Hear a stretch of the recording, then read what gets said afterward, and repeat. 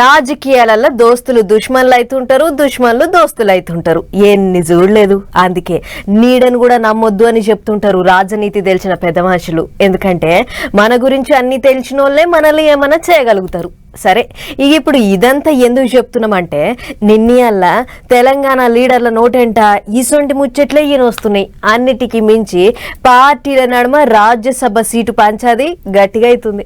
తానొకటి దాలిస్తే దైవం ఒకటి దాల్చింది అన్నట్టు అయింది. తెలంగాణలో చేయి పార్టీ వ్యవహారం అంతా చూసే మీనాక్షి మేడంకు అన్ని కలిసి వచ్చింటే రాజ్యసభ ఎంపీ అవుతుండే. కానీ అప్పటిదాకా బయటికి రాని ఓ కేసు ముచ్చట సరిగ్గా నామినేషన్ వేసే వాళ్ళకే బయటకు వచ్చింది. అట్లా ఇక రాజ్యసభ సీటు చేజారే.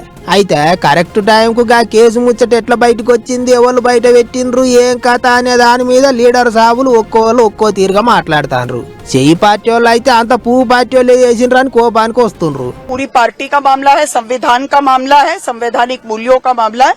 हमारे पार्टी के सारे वरिष्ठ नेताओं के साथ मिलकर हम इसके लिए एक रणनीति तय करेंगे. मैं पार्टी की प्रत्याशी हूं तो और उसी के अनुशासन में रहकर हम लोग वो तय करें. मैं मानती हूं कि ये पूरे व्यवस्था के सामने खड़ा एक प्रश्न है और ये एक तरह से लोकतंत्र को के साथ सवाल है कि लोकतंत्र हारेगा या जीतेगा.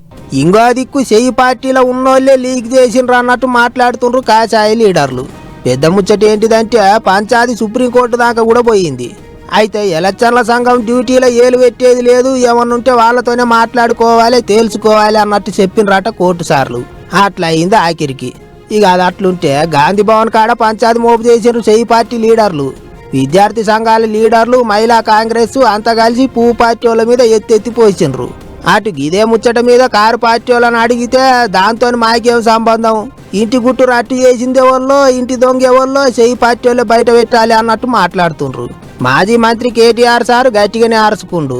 మరిగా చూడాలి ఆఖరికి పంచాయతీ ఎంత దాకా పోతుందో ఏమవుతుందో.